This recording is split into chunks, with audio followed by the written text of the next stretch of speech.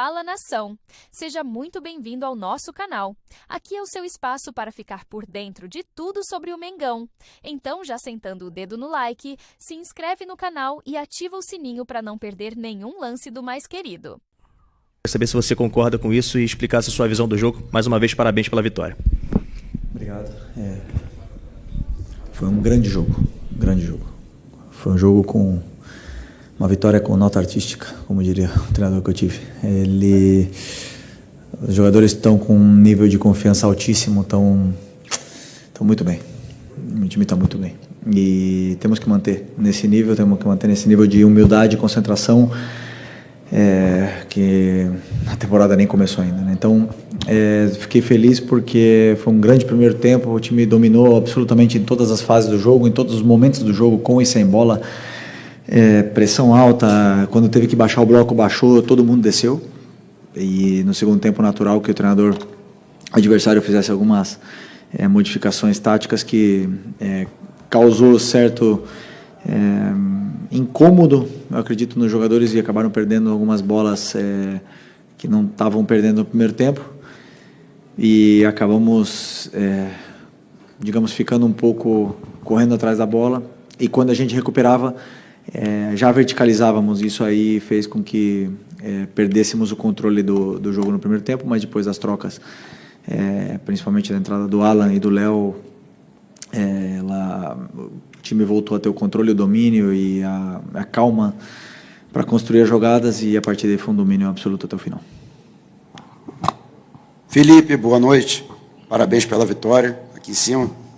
Ok, boa noite. E queria que você falasse a respeito justamente desse momento de um pouco de desequilíbrio no segundo tempo e até das ações propostas pelo técnico do outro lado, Fábio Carille, e das alternativas que você buscou para tentar mudar aquele quadro em que o Vasco chegou em determinado momento a pressionar o Flamengo, colocou uma bola no travessão, né, para manter a vantagem e até ampliá-la já nos minutos finais. Quando você vai para o intervalo, sendo que quase não tinha nada para falar para os jogadores, não tinha detalhes mínimos para corrigir, detalhes finos mesmo. Então, assim, sabendo que o treinador adversário vai mudar, que vai fazer alguma mudança, que vai, ou até mesmo ou tática ou alguma troca de algum jogador, mas eu não sei o que ele vai fazer. Então, eu não consigo avisar para os jogadores o que vai acontecer. Eles têm que entrar no segundo tempo e, até a gente entender o que está acontecendo, resolver. Mas a bola na trave veio de um erro nosso, de uma perca da bola. Então, são algumas coisas que podem acontecer, né? São naturais do jogo, né? Ninguém domina os 90 minutos, é impensável fazer isso. Mas, como eu falei, o time em 90 minutos dominou praticamente 70. Então, é natural que nós estamos num clássico e o adversário também joga. E tem grandes jogadores, tem um jogador... Coutinho e Vegete são jogadores de altíssimo nível, e obviamente que o Vasco ia ter o domínio e o controle em algum momento do jogo, e tiveram, mas o time conseguiu superar essas adversidades e outra vez acabar sem tomar gol, que é importante. Felipe, Raíza Simplício da Gol Brasil e da revista Placar. No final do jogo, a gente teve ali um princípio de confusão ali em cima do Wesley, né? Ele estava com a bola, foi dar um passe, virou a cara, e os jogadores do Vasco se sentiram desrespeitados. No final, ele, inclusive, deu uma entrevista e falou que todo mundo sabe dar passe virando a cara. Ele citou o Coutinho, o Coutinho tem vários passes virando a cara, e ficou bravo, né? Ele destacou isso. Eu queria saber qual é a tua opinião, por que tem acontecido isso? Os times estão, de repente, jogando bonito, como você falou, com nota artística, e o adversário, às vezes, se infla, se sente desrespeitado pelo fato do adversário estar jogando bonito. Não, sim, não, mas o jogo foi limpo, absolutamente limpo. No minuto 95 aconteceu essa jogada que o próprio Wesley pediu desculpa. Ele sabe que ele está errado. Eu adoro jovens, moleques que gostam que sejam abusados, que sejam ousados, que vão para cima, mas que não desrespeitem. E isso é normal, eu também fiz muito isso. Já tive na pele dele, já fiz muito isso, e depois a gente aprende. Pode ver que não é o Danilo, não é o Léo Ortiz, não são esses jogadores que vão fazer, normalmente são jovens, e eles vão passar por isso e dar confusão porque são clássicos. Basicamente isso. Hoje foi um jogo totalmente limpo, respeitoso das duas equipes. Eu contra o Botafogo não posso dizer a mesma coisa, mas hoje não tenho nada para falar, senão respeito máximo pelos jogadores do Vasco. Vencemos na bola e o jogo foi todo na bola. Oi, Felipe, aqui Sérgio Lobo, TV Globo Sport TV. Você tem uma série de opções de jogadores que jogam pelo lado do campo, obviamente, cada um com a sua característica, e a gente percebe que, você até citou uma vez aqui numa coletiva, o que você escolher, né, você sabe que vai cumprir bem a função. Mas em relação ao Arrascaeta, quando você, por exemplo, ou ele não joga, ou retira ele, como foi hoje durante o jogo, eu estou percebendo que você está, de repente, buscando adaptar ali alguém. Parece que hoje foi o Plata que você fez ali a função, mesmo tendo entrado ali o Luiz Araújo. Você acha que a função do Arrascaeta não diria um problema, mas é uma função ali que você ainda não está bem, você não está bem guardado ali quando você tem que fazer situações e ele não está no jogo ou iniciando ou durante? Vou repetir o que eu falei na outra entrevista. O Arrascaeta, ele é único, um jogador único. Um jogador diferente, um jogador que escolheu estar aqui no seu auge. Nós vimos o melhor Arrascaeta durante muitos anos e agora acho que ele está no auge da carreira de um jogador que 29, 30 anos. Né? Que você se sente bem, você está bem fisicamente e o nível de entendimento de jogo ele é perfeito. Mas eu sempre penso e sempre monto um modelo em função do meu ataque, dos jogadores de ataque que eu tenho disponíveis. E se não tiver a Arrascaeta disponível, eu vou ter que montar uma outra estratégia, como eu venho fazendo quando o Arrascaeta não está no jogo. Então, sempre em função primeiro do atacante, do 9, e depois adaptando as peças ao redor disso. Né? Então, se o Arrascaeta não está, tem outros jogadores que podem fazer. Bom, Plata fez nos jogos mais importantes e foi muito bem.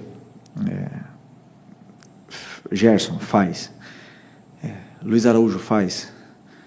Matheus Gonçalves faz a 10. Estou esquecendo. Nico faz. Tem vários jogadores. O Arrascaeta é único, né? Mas eu posso adaptar vários jogadores para jogar nessa função. E até mesmo Michael já fez contra o Fortaleza e Bruno Henrique já fez. Então, eu tenho vários coringas dentro do elenco que eu posso ir mexendo e jogando com essas peças aí que nos dão muito para a equipe. Boa noite, Felipe. Bruno Castanha, Rubro News TV.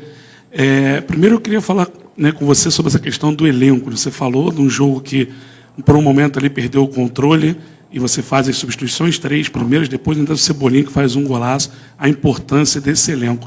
E uma pergunta individual sobre o Wesley. Toda a coletiva aqui é perguntado pelo Wesley, elogia, e de fato o Wesley hoje é o melhor lateral do Brasil e vai ser convocado para a seleção com méritos. Melhorou muito defensivamente, teve muito... hoje ele faz a jogadaça do gol, por exemplo, que ele vai para o corredor central, arrasta e faz o passe para o gol. Mas nessa última, sempre aquele último passe, aquela tomada de decisão do Wesley, que é muito importante para o teu sistema, cria bastante. O que falta para ele ainda mais evoluir e começar a dar mais assistências como a de hoje, por exemplo? Obrigado. O Wesley, momento de forma... esplêndido, né? Tá muito bem. E assim, fase defensiva muito boa, tem ajustes que fazer, tem ajustes que melhorar. Ele mesmo pede para treinar esses ajustes que ele precisa fazer. Ele evoluiu muito em alguns aspectos defensivos de defesa da área. Desculpa. E o terço final, todas as ações que ele fez bem. Muitas das vezes não acaba em gol, mas ele fez o cruzamento que eu peço para ele fazer. Na parte do campo que ele está, ele tem que cruzar a bola de uma forma, ele está fazendo. E muitas das vezes os jogadores de área não estão aproveitando, né? E essa frieza na área é uma coisa que eu nunca tive em 38 anos de carreira. 30 anos, quando eu tinha 38 anos eu ainda não tive. Eu tive 20 anos de carreira e nunca tive essa frieza na área. Era um jogador que perdia muitos gols e errava muito o último passe. Mas sempre acreditei porque nunca me falaram que tipo de passe, ou como dar o passe, ou onde os atacantes iam estar em cada momento. E estamos falando isso para o Wesley e ele tem feito tudo. Então, está um momento maravilhoso e esse momento está naquele flow, né? Que tudo dá certo e ele está desfrutando e se divertindo no jogo. E a gente vê que ele está se divertindo, ele está feliz, a confiança está lá em cima e temos que manter ele nesse momento. Felipe, boa noite. Só desculpa, sobre a questão do elenco ali, das substituições, né, dessa importância desse teu elenco, como o Cebolinha, que voltou hoje, fez um golaço. O elenco do Flamengo é incrível. Já falei muitas vezes, eu acredito firmemente que é o melhor elenco da América. É um elenco altamente qualificado, completo, e poder colocar o Cebolinha no segundo tempo é uma maravilha. Então eu já falei para vocês, sou extremamente feliz de poder liderar esse elenco aqui e ter essa máquina na mão. Pessoal, pedir para que cada um faça uma pergunta. A gente tem muitos pedidos, se cada um fizer 2, 3, tá? Vamos lá, Igor. Felipe. Pode falar. Boa noite, Felipe. Parabéns pela vitória. João Pedro Fragoso, Jornal Globo. Na primeira resposta que você deu, você falou um pouco das mudanças táticas que o Carille fez e o Vasco conseguiu igualar a partida.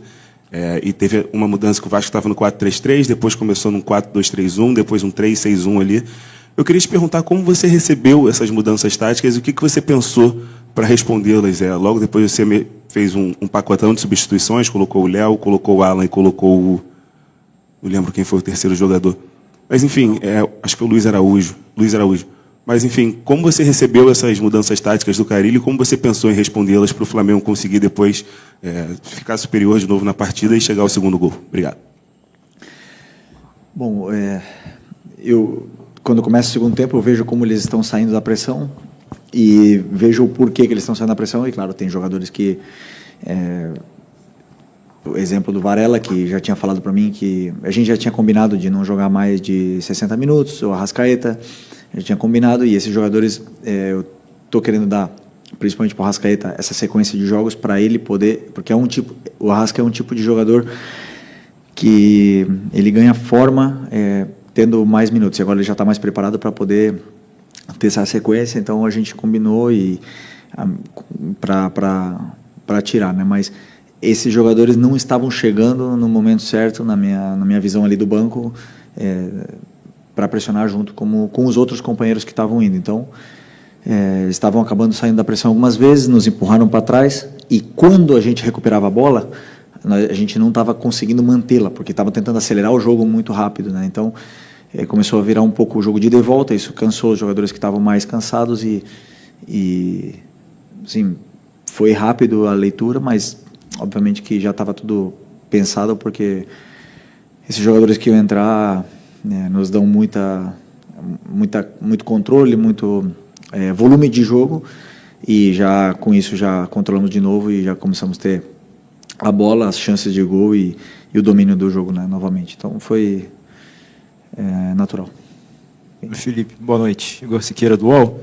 Você termina essa Taça Guanabara e também a Supercopa sem perder clássicos, mas ao mesmo tempo você diz que a temporada não começou ainda. Quanto esse desempenho nesses clássicos você está levando para frente para determinar se nesse momento do ano, 16 de fevereiro agora, você tem ou não ter um time titular ou uma tática titular necessariamente, diante da rotatividade que você está propondo ao time?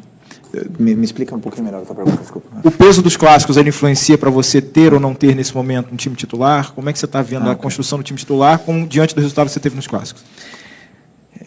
O time titular, ele... é feito durante a semana, dependendo do que os jogadores falam para mim no campo.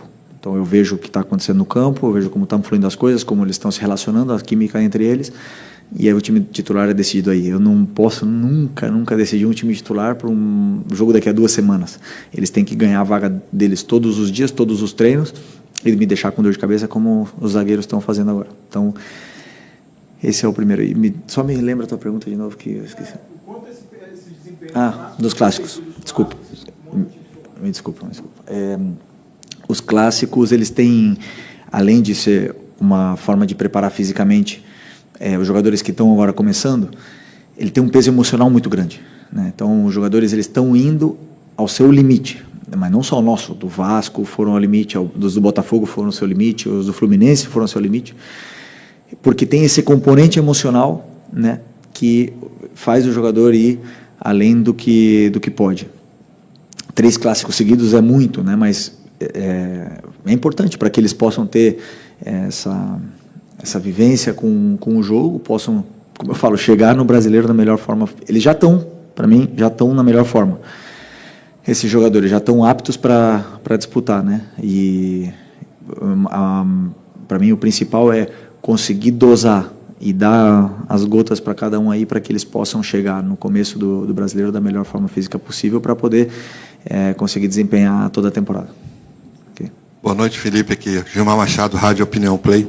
Essa é a sua primeira temporada que você programa, né, a pré-temporada do Flamengo. Onde se reclama sobre calendário e, de alguma maneira, o início de temporada de uma equipe é o campeonato estadual. Queria saber como é que você está programando, porque, até onde eu entendo, ano passado, o Flamengo também iniciou com uma intensidade muito grande no Carioca e depois, no momento crucial, perdeu muitos jogadores. Como é que você está pensando, como é que você programou essa pré-temporada para equilibrar o calendário do Flamengo?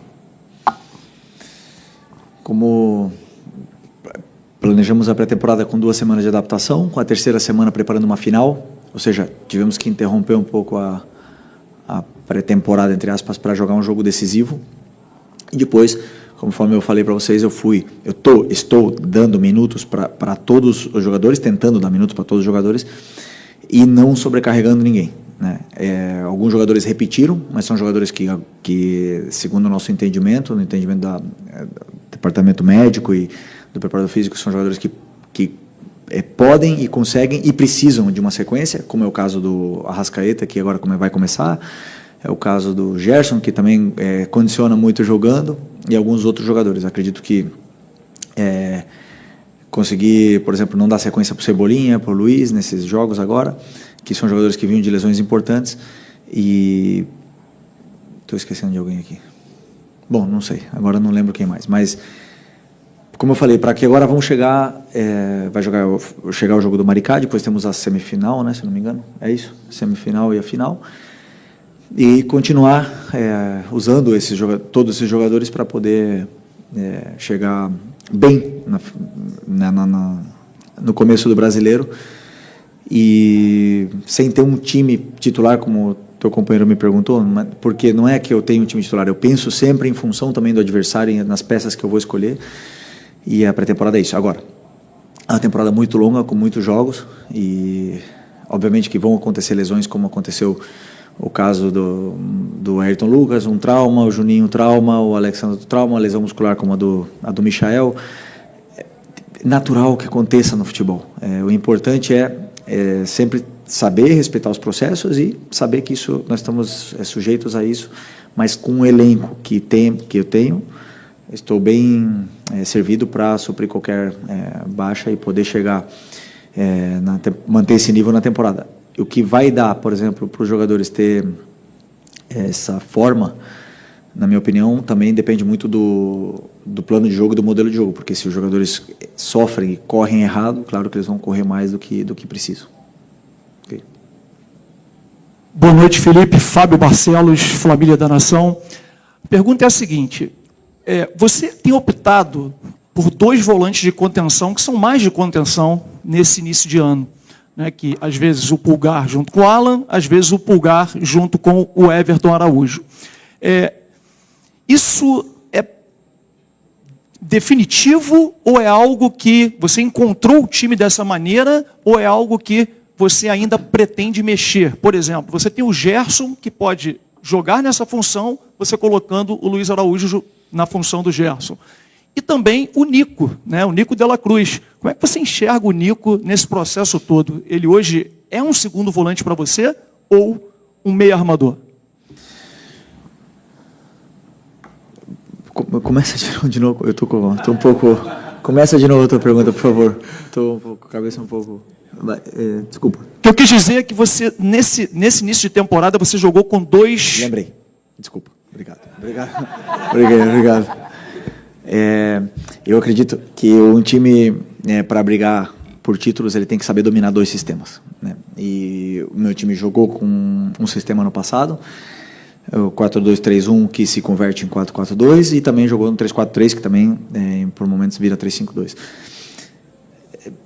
Para jogar com um volante, com 4-3-3, o que eu pensei quando eu cheguei no Flamengo? Vejo o elenco como está montado. Temos 4 volantes, né? E temos o Everton Araújo, temos o Eric Pulgar, temos o Nico, temos o Alan, o Alcaraz, que estava aqui, e o Gerson, que pode jogar de volante, 6 volantes, né? Então, por uma questão natural das coisas, jogar com 2 volantes pelo elenco que está montado, na minha visão, era fundamental, até mesmo pelo equilíbrio que dá com os jogadores que têm, com os laterais que nós temos. Então, essa foi a minha primeira reunião para montar o time, ou a estrutura do time foi essa, mas posso mudar, claro que sim. Em algum determinado momento posso usar 4-3-3, posso usar 3-4-3 também, então, pela versatilidade desses jogadores, né? Por exemplo, para jogar 4-3-3, teria que simplesmente tirar um volante e colocar mais um na frente, ou mais um ponta, né, no caso. É uma adaptação, a gente pode fazer perfeitamente, dependendo, como eu te falei, do plano de jogo do adversário. Então, em função do adversário. Então, isso a gente estuda, analisa, mas eu acredito que o time está bem encaixado dessa forma, eles estão se sentindo bem, eles se entendem, eles têm relações, e esses 4 volantes treinam junto todas as semanas, inclusive o Gerson treina também às vezes de volante, para criar essas relações e se complementar dentro do campo da forma que eu quero. Respondi? Ou não? Só o Nico. Como é que você vê o Nico? O Nico, eu vejo ele como volante, do lado tanto do Eric, do Alan ou do Everton, e com características diferentes. Ou seja, o Nico me dá coisas que o Alan e o Everton não dão, né? Mas o Everton e o Alan me dão coisas que o Nico não dão. Por exemplo, contra o Fluminense, eu vi que o Everton foi criticado, mas o Everton fez tudo o que o treinador pediu. Eu não pedi para ele dar passes para gol, eu não pedi para ele dar assistência, não. Ele fez tudo o que eu pedi. Então, se o torcedor não entende, mas eu falei para ele, né? Então ele pode ficar absolutamente tranquilo que a característica do jogo que ele tem me dando coisas que eu acho importantes para algum jogo. Então, a do Nico tem características, ele é super vertical, olha muito para os jogadores determinantes do time, eles se relacionam bem e sabe sair da pressão com condução. Então, ele me dá essas possibilidades para poder adaptar dentro desse modelo. Aqui, Felipe. Aqui. Letícia Marques, do GE. Pegando um gancho também de uma resposta que você falou sobre a zaga já estar te dando dor de cabeça, queria falar um pouquinho do Danilo. Ele jogou já com o Ortiz, jogou com o Léo Pereira, hoje ele teve uma atuação muito boa. Dentre todos os jogadores, ele foi quem mais teve passes certos, por exemplo, assim, trazendo um número. E eu queria saber como é que tem sido para você ver essa opção na zaga e o que tem sido o diferencial para você definir a zaga titular. A formação do adversário também está relacionada? Porque, assim, pensando no Léo Ortiz, ele te entrega uma saída de bola diferente em relação aos outros. Queria saber como é que você está definindo a zaga titular em meio a essa disputa de dor de cabeça. Bom, ainda não tem nada definido, mas a contratação do Danilo é um acerto muito grande por parte do Boto, porque eu acredito que um jogador desse calibre que vem no nosso elenco, um jogador que era titular da seleção brasileira, que era titular da Juventus até dezembro, escolhe vir para o Flamengo, e como eu falei na outras vezes, perdoando muito dinheiro, fazendo um esforço muito grande para poder jogar no clube que ele ama, é muito interessante isso para o Brasil, para o futebol brasileiro primeiro, para o escudo do Flamengo é muito importante que um jogador escolha isso, porque demonstra a grandeza que esse clube está hoje, né, que pode permitir e pode oferecer aos jogadores do nível do Danilo ser campeões. Então isso é muito importante. E a concorrência entre eles é o que vai elevar muito o nível deles, né? Depois eu vou escolher, alguns deles em algum momento vão ficar com certeza brabos comigo, mas eu sempre digo e penso e acredito firmemente que o campo fala. E se eles estão falando no campo, os 3 estão insubstituíveis, eu vou ter que fazer alguma coisa para os 3 jogarem. Então, assim, depende deles. Simplesmente isso. E eu vou escolher sempre os que me falarem mais no campo. Mas, claro, com tantos jogos, todos eles vão jogar. Oi, filho, aqui, tudo bem? David Sharp, antenados na jogada. Olha, não tem como não te perguntar sobre o Alcaraz, porque hoje ele acabou com o jogo lá na Premier League. Um gol, uma assistência, 3 passes decisivos, uma grande chance criada e foi a maior nota, jogando como meia. E aí muita gente está falando, né, nas redes sociais, como é que pode o Alcaraz jogar na Premier League, você jogou na Premier League, no Chelsea, e servir para a Premier League desse jeito e não servir aqui para o Brasil, sendo que a Premier League é considerado o campeonato mais forte do mundo, do jeito que é. Culpa do treinador? Não. Eu absolutamente, eternamente agradecido ao Alcaraz por tudo que ele fez aqui. Fomos campeões juntos, foi muito importante para a gente no ano passado. Entrou em jogos e elevou o nível da equipe. Em alguns momentos não estava tão bem, eu já falei. Em alguns momentos ele mesmo reconhece que não estava tão bem. Mas muitas das vezes os jogadores eles são assim, funcionam melhor em algum lugar, em um clube com algum treinador e com outro menos, ou com algum modelo melhor e com outros menos. Isso acontece no futebol constantemente, né? Constantemente. Então, como eu falei, eternamente, extremamente agradecido por tudo que ele fez, pelo garoto que ele é, maravilhoso. E só posso desejar que ele faça mais gols e mais assistências e que ele vá para a seleção argentina e que seja feliz e que triunfe porque ele merece, porque ele trabalha muito para isso. Então, um cara com ambição e que bom que ele está bem e está feliz. Felipe, tudo bem? Boa noite. Rafael do BarbaCast. A gente está tendo um campeonato carioca, tudo bem que você está, né, respeitando, mas também usando como pré-temporada, mas existe a possibilidade de não ter nenhum dos 3 grandes nas próximas fases e disputando o campeonato. Você acha que isso de alguma forma desvaloriza o campeonato carioca? Enfim, você já parou para pensar sobre isso? Não parei para pensar, mas o campeonato estadual ele tem um charme, né? Ele é charmoso, ele tem coisas que acontecem nos estaduais que não acontecem em nenhuma outra competição do mundo. E é um campeonato charmoso, sim. E como eu falei outras vezes para vocês, o campeonato estadual nos times grandes ele serve para derrubar o treinador. Se o treinador não ganha, se ganha, não acontece absolutamente nada. Por sorte ou por a diretoria entende que o Campeonato Carioca também serve como uma preparação. Queremos ganhar, mas como a gente falou, vamos tentar não hipotecar a temporada toda em função do Campeonato Carioca, né? Porque ele tem como eu falei, a torcida gosta de ganhar o Campeonato Carioca, gosta de disputar. Mas vamos tentar ganhar sem fazer nenhuma loucura, sabendo que o principal objetivo é o Campeonato Brasileiro, a Libertadores, né? Depois a Copa do Brasil, então, e o Mundial que está no meio do ano. Então, assim, que não estejam os times grandes dá mais mérito ainda pro Flamengo, que está jogando com times alternativos, que está revezando todo mundo e estamos classificados ou não? Praticamente, né? Estamos classificados. Isso dá muito mérito pro Flamengo. Não é fácil ganhar. Não é fácil que todos os jogadores joguem com times novos, diferentes e todos jogam da mesma forma, entendam o que tem que fazer. Não é fácil. E eles têm uma ambição, a gente vê que estão correndo, estão lutando, estão dando tudo o que tem. E no Campeonato Carioca. Então, assim, a gente não é que não leva a sério, nós levamos a sério, temos muito mérito, e os outros times que não estão nessa fase de classificação não é que não levaram a sério, simplesmente não fizeram a mesma campanha que nós, por isso jogo o mérito aí pro Flamengo. Ok?